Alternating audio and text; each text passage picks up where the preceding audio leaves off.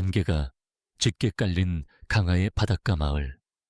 2025년 겨울. 차가운 바람이 낡은 한옥의 창문을 흔든다. 이곳에서 한복을 입은 붉은 인형이 꿈속에서 세대를 거쳐 나타난다. 이 인형은 움직이고 속삭이며 당신을 잠에서 깨운다. 강화 마을의 최윤서, 24세의 젊은 여성. 그녀는 할머니의 유품 속에서 그 인형을 발견한다. 그날 밤 붉은 한복을 입은 여성이 꿈에 나타나 속삭인다. 진실을 찾아라. 아니면 피가 흐를 것이다.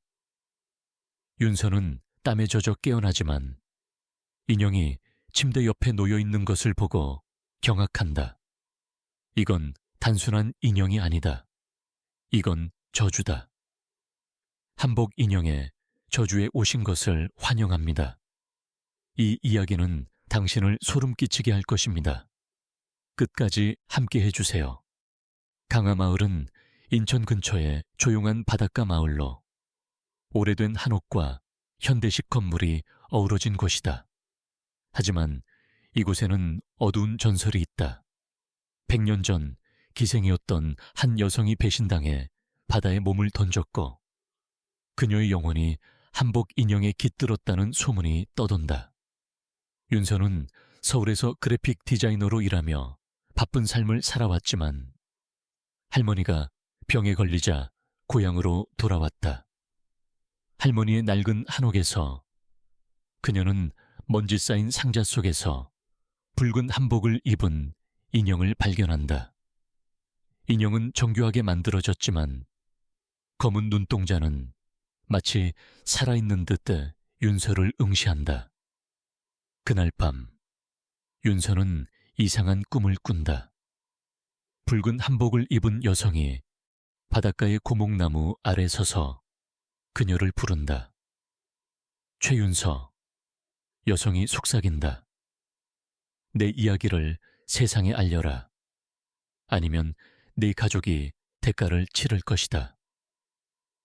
윤서는 공포에 질려 깨어나지만 침대 옆 탁자의 인형이 놓여 있다. 분명히 상자 안에 넣어둔 인형이었다. 그녀의 손이 떨린다. 할머니 최옥자는 창백한 얼굴로 침대에 누워 윤서를 바라본다. 그 인형을 버려선 안 돼. 할머니가 쉰 목소리로 말한다. 그건 우리 가문의 저주야. 네 증조 할머니부터 시작됐지. 윤서는 할머니의 말을 믿지 않으려 하지만 공포가 그녀를 휘감는다.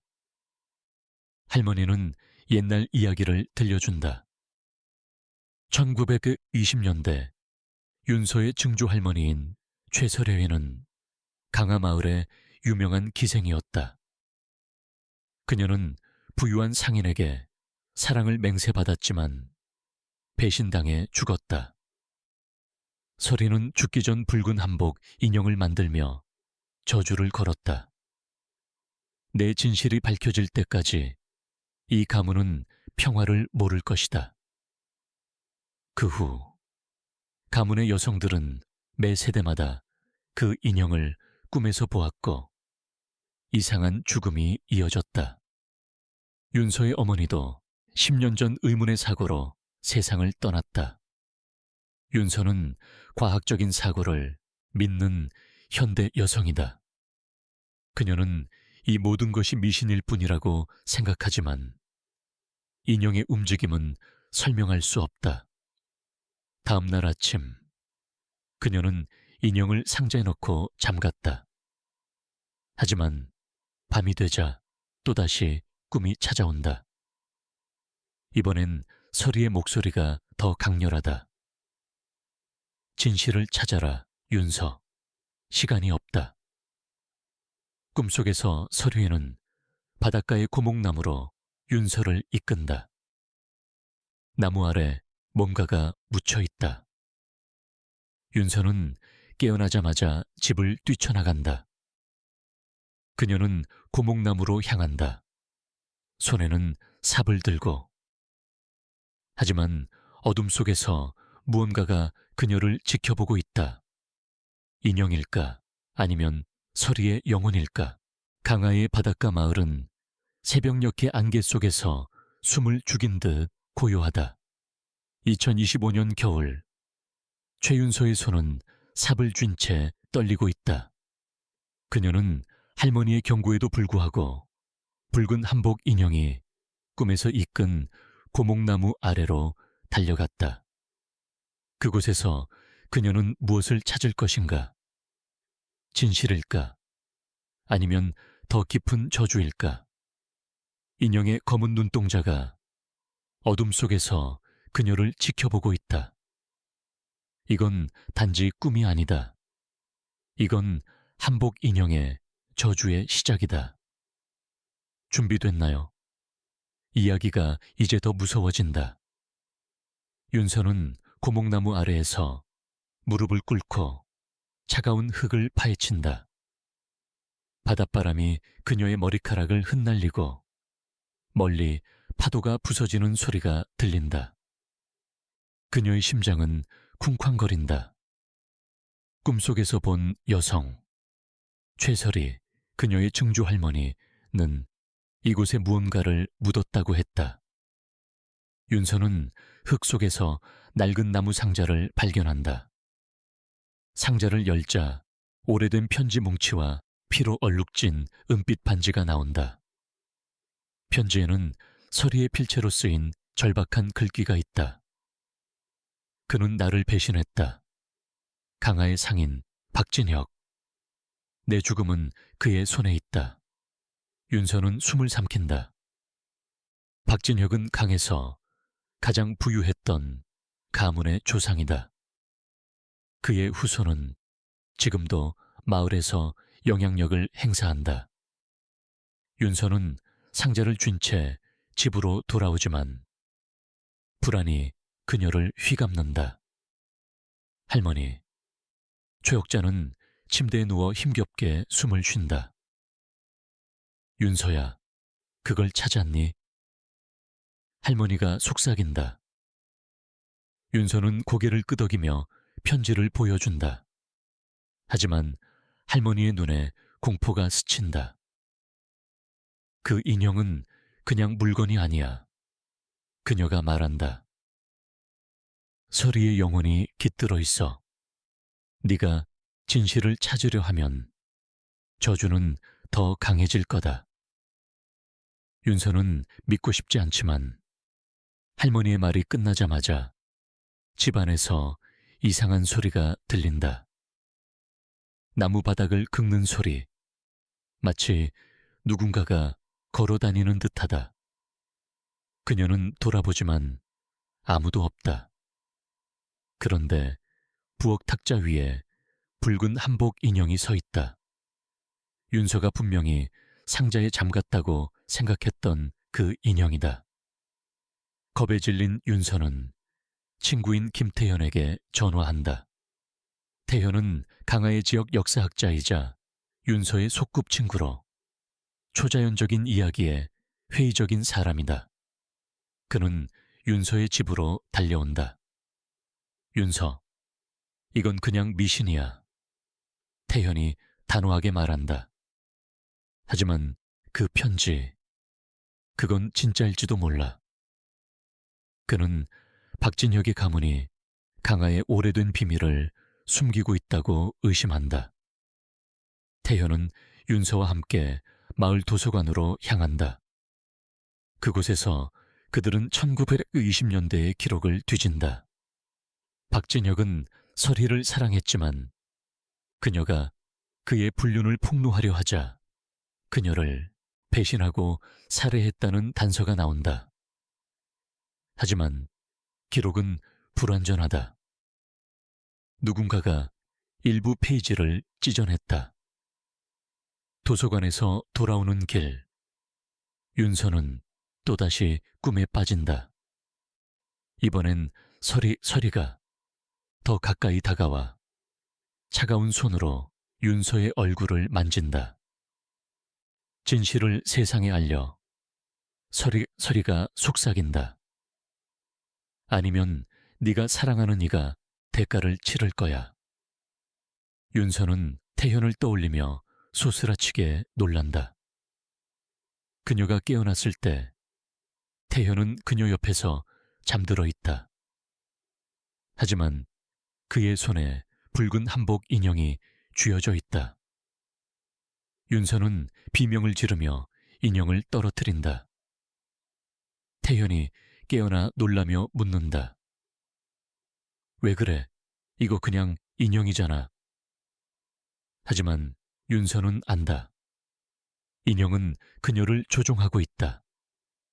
그 순간 윤서의 전화가 울린다. 병원에서 온 전화다. 초억자 할머니께서 위독하세요. 간호사가 말한다. 윤서는 공포에 휩싸인다. 서리의 경고가 현실이 되고 있다. 그녀는 인형을 쥐고 병원으로 달려간다. 병원 복도에서 그녀는 이상한 그림자를 본다. 붉은 한복을 입은 여성이 멀리 서 있다. 하지만 복도를 따라가자 아무도 없다. 윤서가 할머니의 병실에 도착했을 때 할머니는 혼수 상태에 빠져 있다. 그리고 침대 옆 탁자는 붉은 한복 인형이 놓여 있다. 어떻게 병원까지 따라온 걸까? 윤서는 이제 확신한다. 이 저주는 멈추지 않을 것이다. 그녀가 서리의 진실을 밝히지 않는 한 강하의 바닷가 마을은 새벽의 어둠에 잠겨 있다. 2025년 겨울, 최윤서의 손은 떨리며 붉은 한복 인형을 쥐고 있다. 병원 복도에서 그녀가 본 붉은 그림자는 사라졌지만 공포는 그녀를 놓아주지 않는다. 할머니 초억자의 위독한 상태와 인형의 기묘한 움직임은 윤서를 점점 더 깊은 저주의 소용돌이로 몰아넣는다. 이 인형은 단순한 물건이 아니다. 이건 살아있는 악몽이다. 한복 인형의 저주가 점점 더 무섭게 다가온다. 숨을 고르고 이 어두운 비밀 속으로 더 깊이 들어가 보자.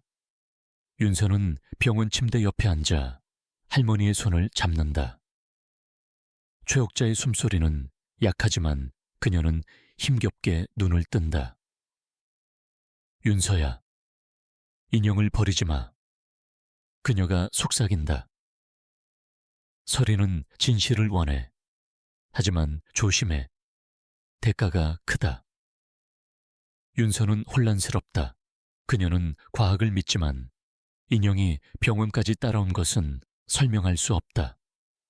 그녀는 주머니에서 박진혁의 배신을 적은 편지를 꺼낸다.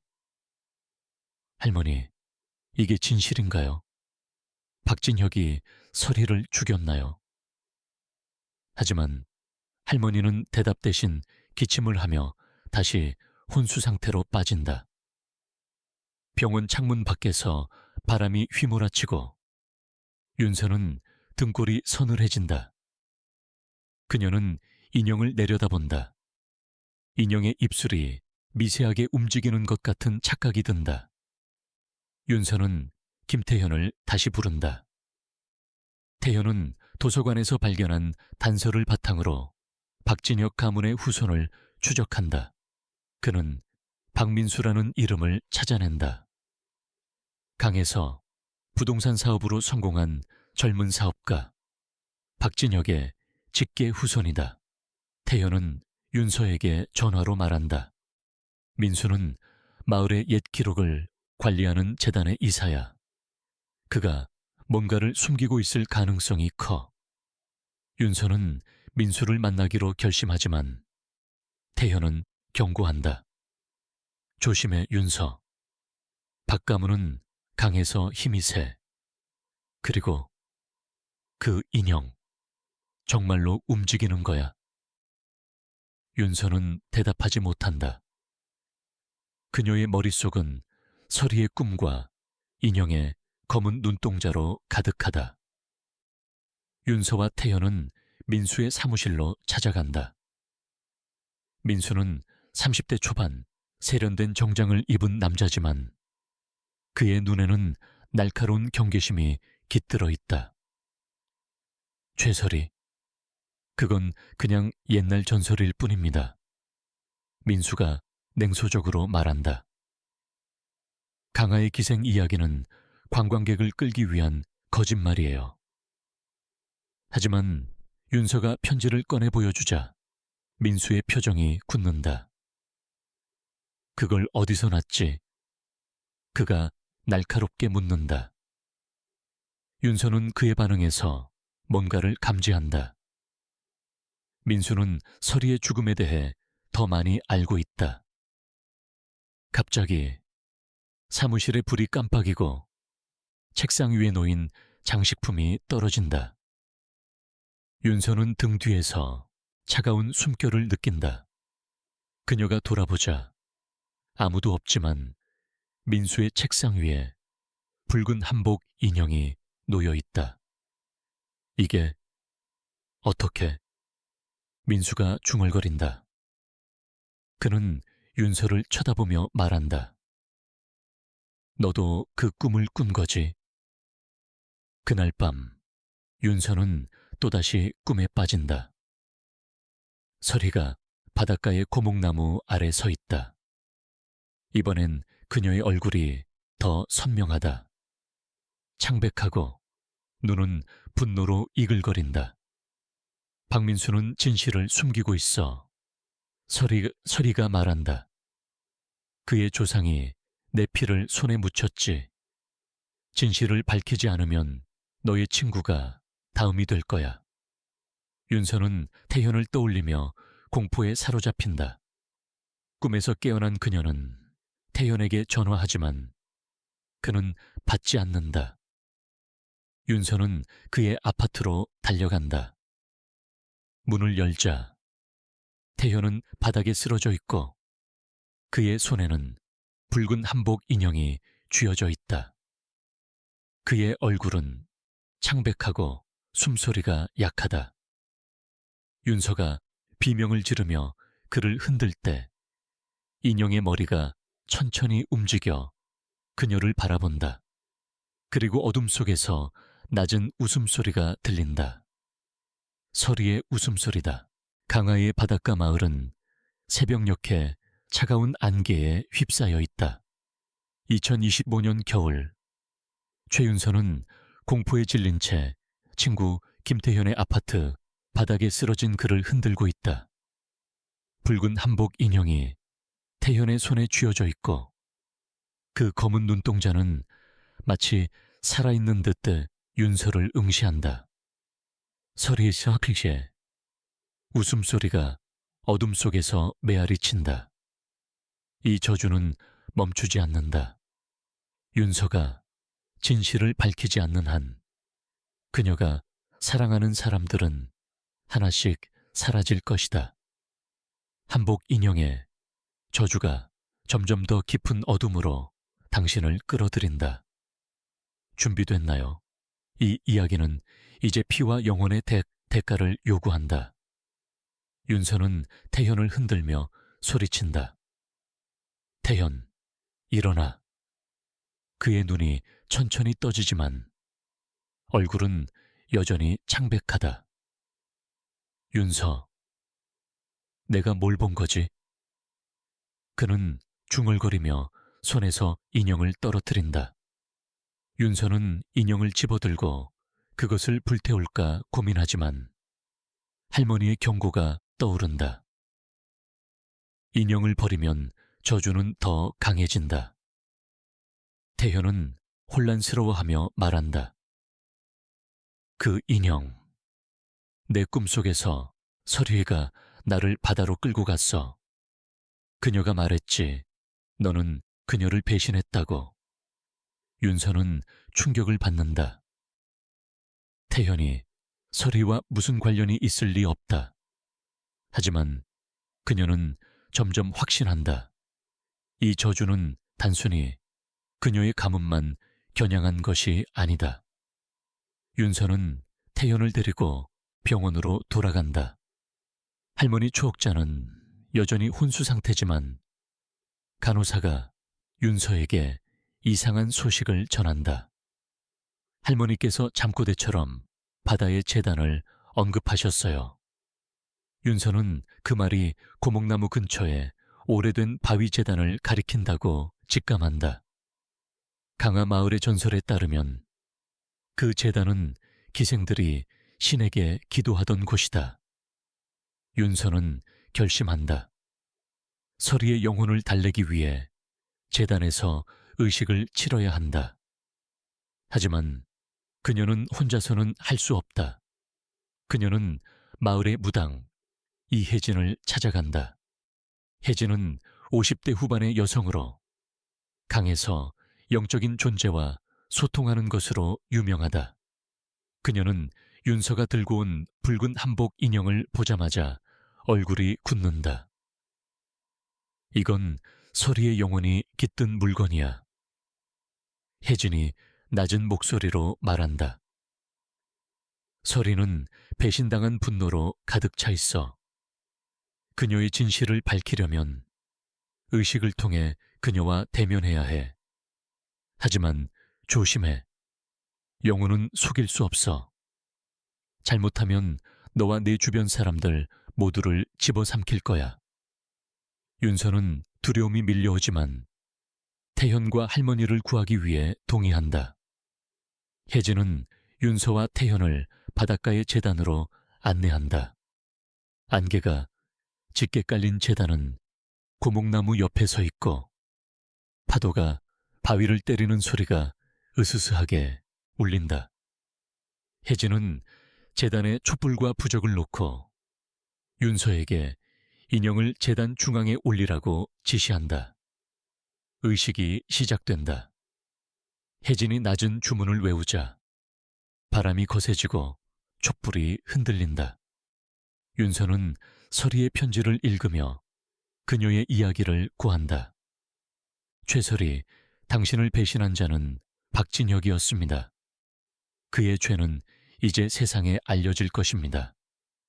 하지만 갑자기 인형의 몸이 떨리기 시작한다. 촛불이 꺼지고 재단 주위로 검은 그림자들이 춤춘다. 윤서는 서리의 목소리를 듣는다. 이번엔 꿈이 아니라 현실에서. 진실은 충분하지 않아. 서리가 속삭인다.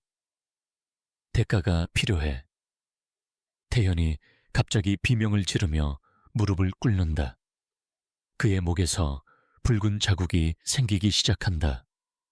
마치 보이지 않는 손이 그를 조르고 있는 듯. 윤서는 공포에 질려 혜진을 바라본다. 이건 뭐죠? 멈춰야 해요. 하지만 혜진은 창백한 얼굴로 말한다. 설아이는 피를 원해. 누군가는 희생해야 해. 그 순간 윤서의 전화가 울린다. 병원에서 온 전화다. 추억자님이 방금 깨어나셨어요. 하지만 이상한 말을 하고 계세요. 윤서, 인형을 바다에 주우라고요. 윤서는 혼란에 빠진다. 인형을 바다에 던지면 저주가 끝날까? 아니면 더 큰 재앙이 올까?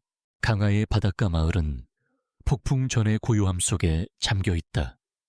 2025년 겨울, 최윤서는 공포에 사로잡힌 채 바닷가 재단에 서 있다. 붉은 한복 인형이 떨리며 검은 그림자를 불러냈고 김태현은 보이지 않는 힘에 목이 조여 쓰러졌다. 무당 이혜진은 의식을 멈출 수 없다고 경고하며 윤서의 할머니 추억자의 마지막 말 인형을 바다에 줘가 그녀의 머릿속을 맴돈다. 이 저주는 단순한 전설이 아니다. 이건 생사를 건 싸움이다.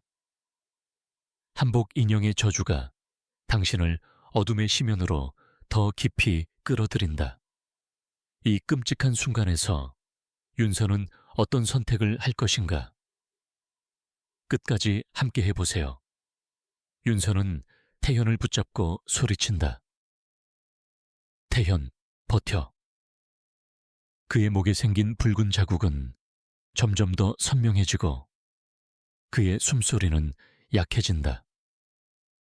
이혜진은 침착하지만 긴장된 목소리로 말한다. 서리의 영혼이 분노하고 있어. 그녀는 배신의 대가를 원해. 윤서는 인형을 쥐고 재단을 바라본다. 촛불은 이미 꺼졌고 안개 속에서 고목나무가 불길한 그림자를 들이운다. 그녀는 할머니의 말을 떠올린다. 인형을 받아해줘. 하지만 혜진이 경고한다. 바다에 던지면 서리의 영혼이 자유로워질지도 몰라. 하지만 그 대가는 네가 감당할 수 없을 거야. 윤서는 갈등한다. 태현을 구하려면 위험을 감수해야 한다. 갑자기 재단 근처에서 발소리가 들린다. 어둠 속에서 한 여성이 나타난다. 박소영, 박진혁의 후손인 박민수의 여동생이다. 소영은 20대 후반 날카로운 눈매를 가진 여성으로 강에서 지역 민속학자로 활동한다. 윤서, 무슨 일이야? 소영이 묻는다. 그녀의 목소리는 떨리고 있다. 윤서가 인형과 서리의 편지를 설명하자 소영의 얼굴이 창백해진다. 그 인형, 우리 집에서도 본 적이 있어. 그녀가 속삭인다. 민수 오빠가 그걸 숨기려 했지. 소영은 박 가문의 비밀을 털어놓는다. 그녀의 조상 박진혁은 서희를 사랑했지만 그녀가 자신의 불륜을 폭로하려 하자 그녀를 바다에 빠뜨렸다. 박 가문은 그 죄를 숨기기 위해 마을 기록을 조작했다.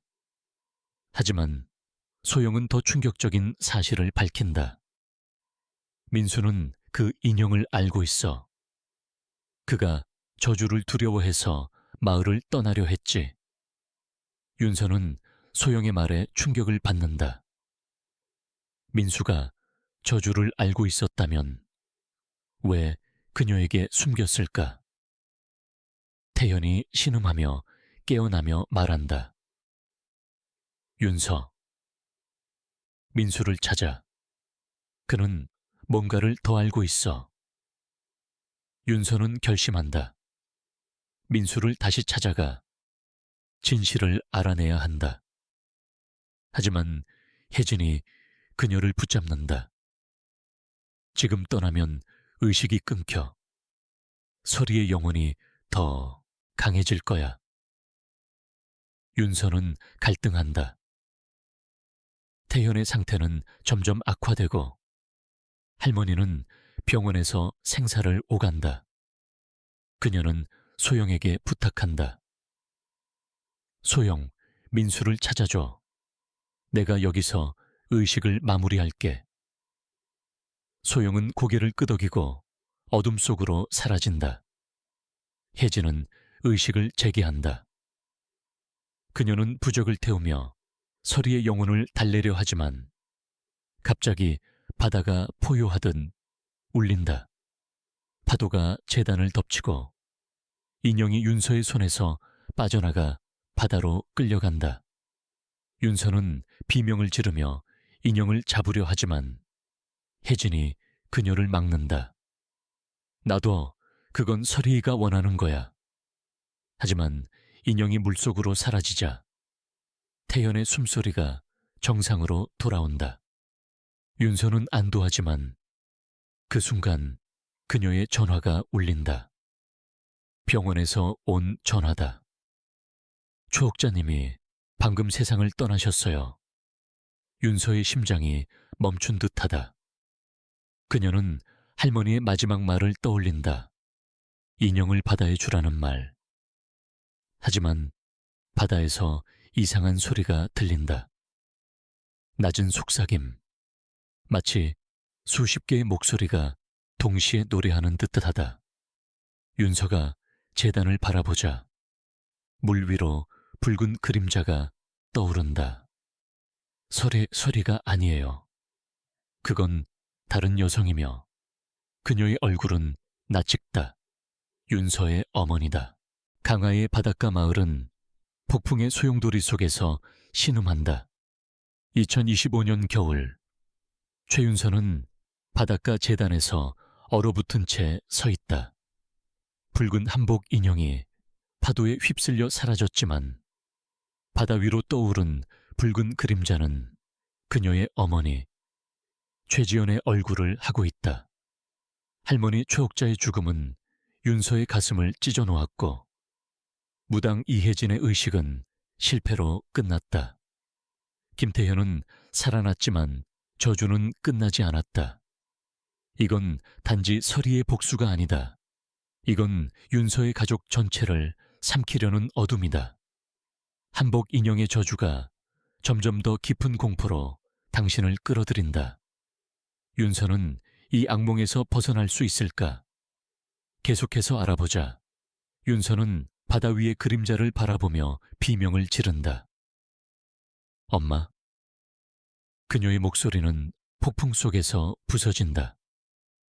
지연, 그녀의 어머니는 10년 전 의문의 사고로 죽었다. 하지만 지금 그 얼굴이 물결 위에 떠 있다. 붉은 한복을 입고 눈동자는 텅 비어 있다. 이혜진이 윤서를 붙잡는다. 윤서, 그건 네 엄마가 아니야. 서리가 너를 속이고 있어. 하지만 윤서는 믿을 수 없다. 그녀는 바다로 뛰어들려 하지만 태현이 그녀를 끌어당긴다.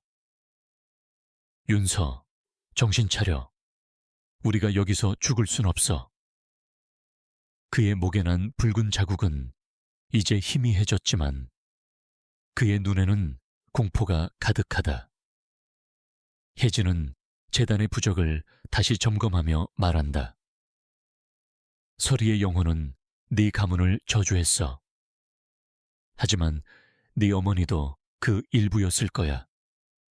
그녀가 죽은 사고. 그건 우연이 아니야. 윤서는 충격에 휩싸인다. 그녀는 어머니의 죽음을 교통사고로만 알았다. 하지만 혜진의 말은 새로운 의문을 낳는다. 내 어머니도 서리의 꿈을 꿨을 거야. 그녀가 뭔가를 숨겼을지도 몰라. 윤서는 어머니의 유품을 떠올린다. 집에 보관된 낡은 일기장. 그녀는 태현과 함께 집으로 돌아가기로 결심한다. 하지만 바다에서 들리던 속삭임은 멈추지 않는다. 윤서, 나를 찾아. 이번엔 어머니의 목소리다. 집에 도착한 윤서는 어머니의 일기장을 찾는다.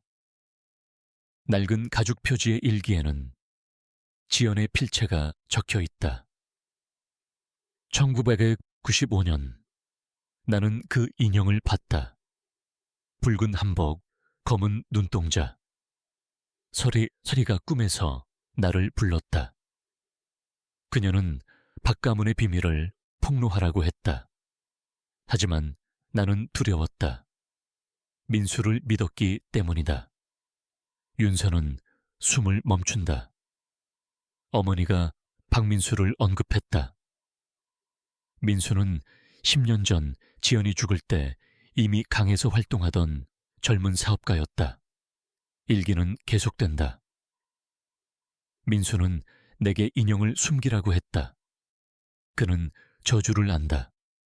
하지만 내가 거절하자 그는 위협했다. 윤서는 충격을 받는다. 어머니의 죽음이 민수와 관련이 있을까? 윤서는 태현에게 일기를 보여준다. 태현은 분노한다. 민수가 네 어머니를 죽였을지도 몰라. 그가 박 가문의 비밀을 지키려 했던 거야. 그들은 민수를 다시 찾아가기로 한다.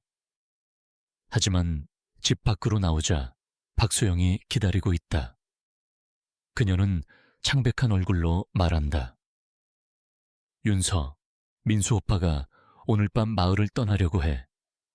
그는 인형이 다시 나타났다는 걸 알고 겁에 질렸어. 소영은 떨리는 손으로 오래된 사진을 보여준다. 민수와 지연이 함께 찍은 사진. 두 사람 뒤에 붉은 한복 인형이 놓여 있다. 오빠가 내 엄마와 가까웠어. 하지만 그 뒤로 그는 변했지. 윤서와 태연은 민수의 저택으로 향한다. 저택은 강화의 언덕 위에 자리 잡고 있으며 현대적인 유리 건물이지만 어딘가 으스스하다. 민수는 그들을 맞이하며 차갑게 웃는다. 또 그 옛날 전설 얘기야. 윤서, 너도 네 엄마처럼 고집세구나. 하지만 윤서가 일기를 꺼내자 민수의 눈이 흔들린다. 그걸 어디서 그가 말을 잇지 못한다. 갑자기 저택의 창문이 흔들리고 전등이 깜빡인다. 윤서는 등 뒤에서 차가운 숨결을 느낀다. 그녀가 돌아보자 붉은 한복 인형이 계단 위에 서 있다.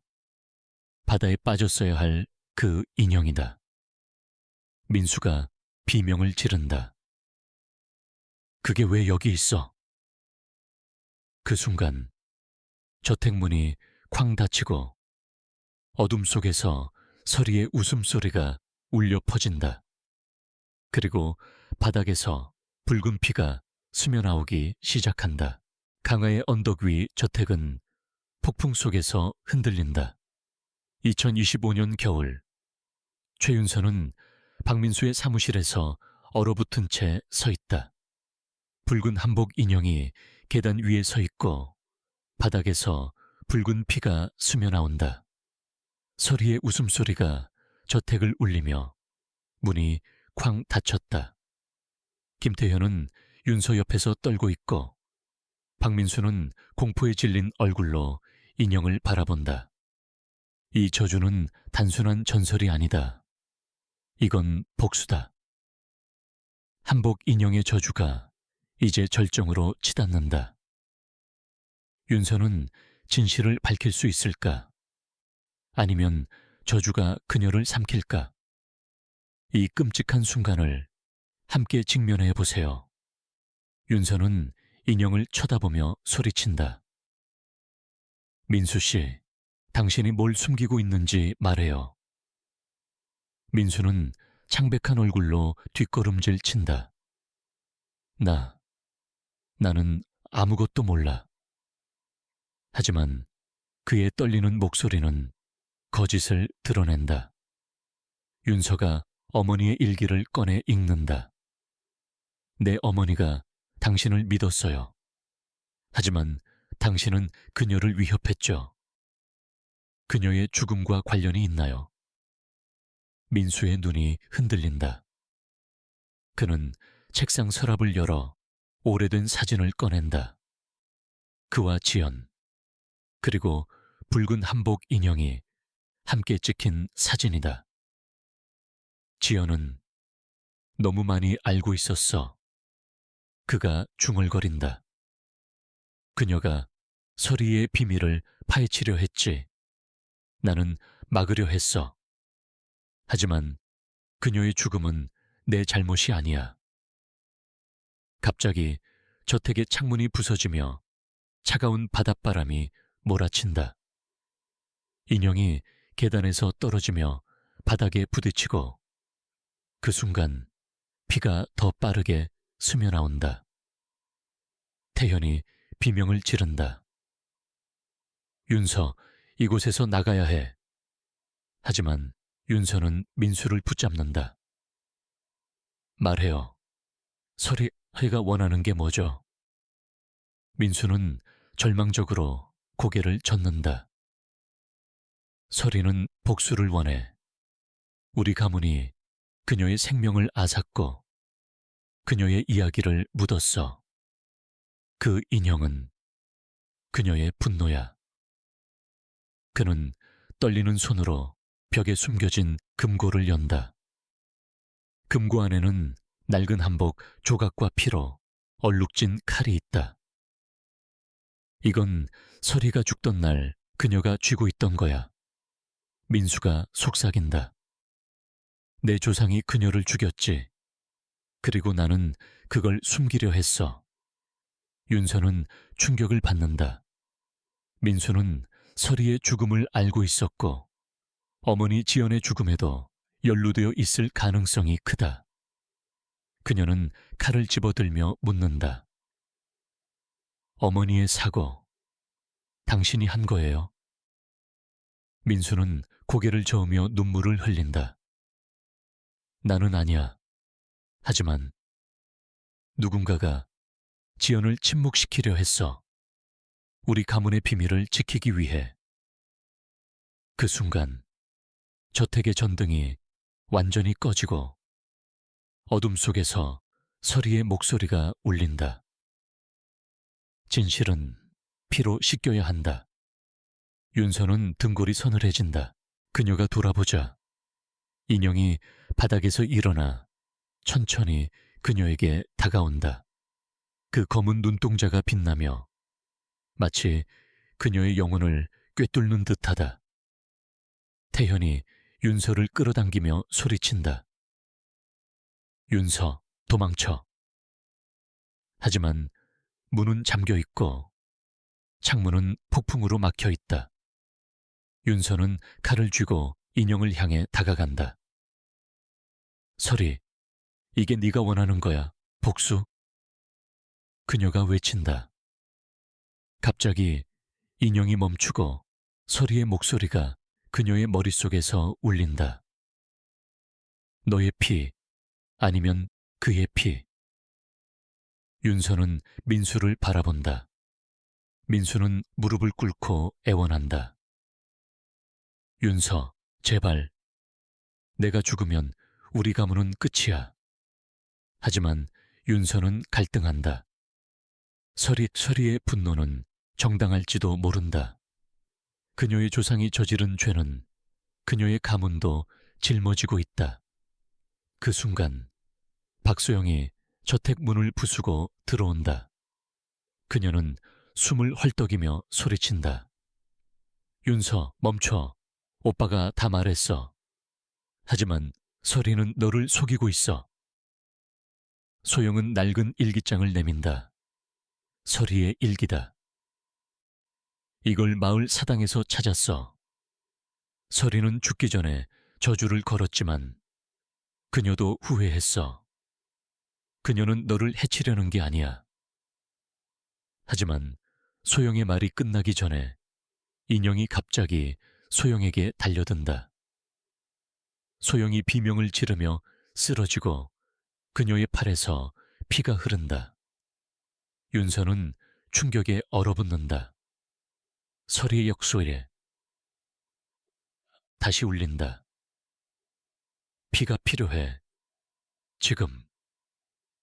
그리고 저택 바닥이 흔들리며 벽에서 붉은 한복 조각들이 떨어져 내린다.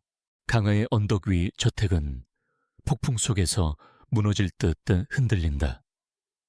2025년 겨울 최윤서는 붉은 한복 인형과 마주 서 있다. 박소영이 피를 흘리며 쓰러져 있고 바닥에서 붉은 피가 스며나오며 벽에서 한복 조각들이 떨어져 내린다. 설이의 웃음소리가 저택을 뒤흔들고 박민수는 공포에 질린 채 무릎을 꿇고 있다.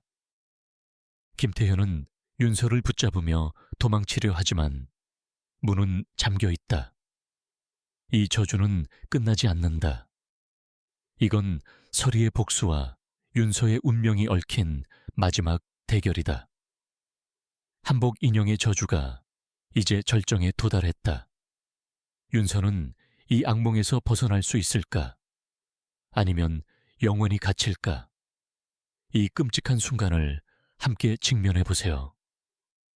윤서는 떨리는 손으로 피 묻은 칼을 쥐고 인형을 바라본다. 설이, 네가 원하는 게 뭐야? 그녀가 외친다. 인형의 검은 눈동자가 빛나며 설희의 목소리가 저택 안을 가득 채운다. 피로 진실을 씻어. 박 가문의 피 아니면 너의 피. 윤서는 민수를 돌아본다. 그는 애원하며 말한다. 윤서, 제발. 우리 가문은 이미 충분히 고통받았어. 하지만 소영이 신음하며 깨어난다. 그녀는 피로 얼룩진 팔을 부여잡고 속삭인다.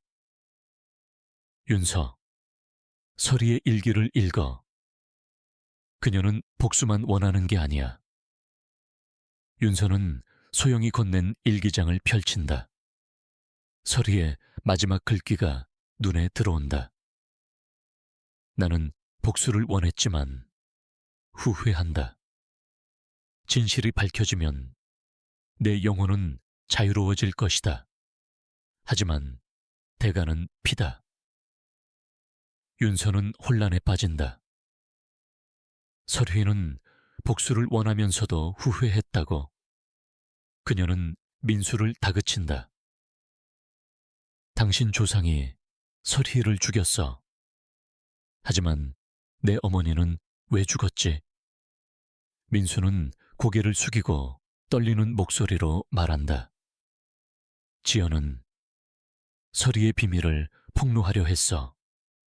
우리 가문의 명예를 지키기 위해 내 아버지가 그녀를 막으려 했지. 하지만 나는 몰랐어. 그저 가문의 비밀을 지키려 했을 뿐이야. 윤서는 충격을 받는다. 민수의 아버지가 어머니의 죽음에 연루되어 있었다. 그녀는 분노로 칼을 쥐지만 소영이 그녀를 말린다. 윤서, 설희를 풀어줘. 복수는 더 많은 피를 부를 뿐이야. 갑자기 저택의 바닥이 갈라지며 붉은 피가 샘솟는다. 인형이 공중으로 떠오르고 설희에게 영혼이 나타난다. 붉은 한복을 입은 여성이지만 이번엔 그녀의 얼굴이 슬픔으로 가득하다. 윤서, 너는 내 고통을 이해한다. 설희가 말한다. 하지만 진실을 세상에 알리려면 누군가는 희생해야 해. 윤서는 태현을 바라본다. 그의 목에 다시 붉은 자국이 나타나기 시작한다. 안 돼. 윤서가 비명을 지른다. 그녀는 결심한다. 설희, 나를 데려가. 태현과 소영은 살려줘. 하지만 설희가 미소 짓는다. 너의 피는 충분하지 않아. 박 가문의 피가 필요해. 민수가 앞으로 나선다. 내가 하겠어. 그가 떨리는 목소리로 말한다. 이 저주는 우리 가문이 시작했어. 내가 끝내야 해. 그는 칼을 쥐고 자신의 손을 베며 피를 재단처럼 갈라진 바닥에 떨어뜨린다. 피가 바닥에 닿자 저택이 흔들리고 설희의 영혼이 비명을 지른다. 인형이 불타오르듯 빛나며 공중에서 터진다. 하지만 그 순간 소영이 비명을 지른다. 오빠, 안 돼. 민수의 몸이 무너지고 그의 눈에서 생기가 사라진다. 윤서는 충격에 얼어붙는다. 설희의 영혼이 사라지며 속삭인다. 진실은 밝혀졌다. 하지만 저주는 끝나지 않아. 저택이 조용해지지만 윤서의 전화가 울린다. 이혜진의 목소리가 들린다. 윤서, 빨리 바닷가 재단으로 와. 뭔가가 잘못됐어. 윤서와 태현, 소영은 저택을 뛰쳐나간다. 재단에 도착하자 바다에서 붉은 빛이 솟아오른다. 수십 개의 붉은 한복 그림자가 물결 위를 떠다니고 그 중심에는 새로운 인형이 떠 있다. 이번엔 윤서의 얼굴을 닮은 인형이다. 서리의 목소리가 마지막으로 속삭인다. 너는 이제 나의 일부야. 강화의 바닷가 마을은 새벽녘의 고요 속에서 숨을 죽인다. 2025년 겨울, 최윤서는 바닷가 재단 앞에 서 있다. 공포와 결의가 뒤섞인 눈빛으로 붉은 한복 인형이 폭풍 속 바다에 휩쓸렸지만 물결 위로 떠오른 새로운 인형, 윤서의 얼굴을 닮은 인형은 그녀의 운명을 예고한다. 박민수는 자신의 피로 서리의 저주를 달래려 희생했고 박소영은 부상당한 채 신음한다. 김태현은 윤서를 붙잡으며 도망치려 하지만 서리의 목소리가 여전히 울린다. 너는 이제 나의 일부야. 이건 끝이 아니다. 이건 한복 인형의 저주의 최후의 장이다. 윤서는 저주를 끝낼 수 있을까? 아니면 영원히 갇힐까? 이 감동적인 결말을 함께 만나보세요. 윤서는 바다 위의 붉은 그림자들을 바라본다. 수십 개의 한복을 입은 형체들이 물결 위를 떠다니고 그 중심에 그녀의 얼굴을 닮은 인형이 있다. 무당 이혜진이 다급히 외친다. 윤서, 저주는 너를 선택했어. 서리는 내 가문과 박 가문을 모두 묶었어. 윤서는 떨리는 손으로 소영이 준 서리의 일기장을 쥔다. 마지막 페이지에 적힌 글귀가 눈에 들어온다. 내 분노는 저주가 되었지만 용서가 내 영혼을 자유롭게 할 것이다. 진실을 세상에 알리고 피의 대가를 치러라. 윤서는 깨닫는다. 서리는 복수뿐 아니라 용서를 원한다. 태현이 윤서를 붙잡으며 말한다. 윤서, 이건 너무 위험해. 우리 그냥 도망치자. 하지만 윤서는 고개를 젓는다. 태현, 내 어머니와 할머니가 이 저주에 희생됐어. 내가 끝내야 해. 소영이 힘겹게 일어나며 말한다. 윤서, 오빠가 죽었지만 서리는 아직도 분노하고 있어. 그녀의 진실을 마을 사람들에게 알려야 해. 윤서는 결심한다. 그녀는 강화마을의 사당으로 향한다. 그곳에서 마을 사람들이 모여 서리의 이야기를 들어야 한다. 혜진이 동행하며 경고한다. 사당에서 의식을 끝내면 저주는 풀릴지도 몰라. 하지만 설혜이가 너를 놓아줄지는 장담할 수 없어. 사당에 도착한 윤서는 마을 사람들 앞에 선다. 그녀는 서리의 일기와 박진혁의 배신을 낭독한다. 최서리는 사랑받았지만 배신당했어요. 그녀의 죽음은 박 가문의 죄였고 그 비밀은 우리 모두를 저주했어요. 마을 사람들은 충격에 빠진다. 일부는 서리의 전설을 알고 있었지만 박 가문의 죄는 숨겨져 있었다. 윤서는 붉은 한복 인형, 그녀의 얼굴을 닮은 새 인형을 사당의 제단에 올린다. 서리, 당신의 진실은 이제 세상에 알려졌어요. 용서해 주세요. 그녀가 말하며 눈물을 흘린다. 갑자기 사당의 촛불이 흔들리고 바람이 휘몰아친다. 서리의 영혼이 나타난다. 붉은 한복을 입은 여성. 하지만 이번엔 그녀의 얼굴이 평온하다. 윤서, 너는 내 고통을 이해했어. 서리가 속삭인다. 너의 용기가 나를 자유롭게 했어. 인형이 빛나며 재로 변하고 사당의 공기가 따뜻해진다. 태현과 소영은 안도하며 윤서를 바라본다. 하지만 서리의 마지막 말이 윤서의 머릿속에 맴돈다. 저주는 끝났지만 너는 나를 기억해야 해. 마을은 새벽 햇살 아래 평온을 되찾는다. 윤서는 어머니와 할머니의 죽음을 애도하며 서리의 이야기를 기록해 마을 사당에 보관한다. 하지만 그녀는 가끔 꿈에서 붉은 한복을 입은 여성을 본다. 서리일까? 아니면 그녀 자신의 그림자일까? 저주는 끝났지만 그 메아리는 남아있다. 한복 인형의 저주는 우리에게 과거의 상처를 직면하고 진실을 받아들이는 용기를 가르칩니다.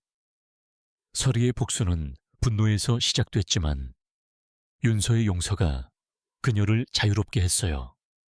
우리 삶에서도 아픔과 비밀은 피할 수 없는 경우가 많습니다. 하지만 그것을 마주하고 이해하려는 노력이 치유와 평화를 가져옵니다. 실제로 한국의 전통 사당에서는 과거의 잘못을 고백하고 용서를 구하는 의식이 종종 치러졌습니다. 이는 심리적 치유와도 연결됩니다. 당신은 어떤 비밀을 마주할 용기가 있나요? 진실을 찾는다면 어떤 자유를 얻을 수 있을까요? 이 소름 끼치는 이야기가 마음을 움직였나요? 좋아요를 누르고 구독 그리고 알림종을 눌러 더 많은 공포 이야기를 만나보세요. 댓글로 알려주세요. 당신은 윤서처럼 저주를 마주할 용기가 있나요? 이 이야기를 친구들과 공유해 이 공포를 함께 느껴보세요.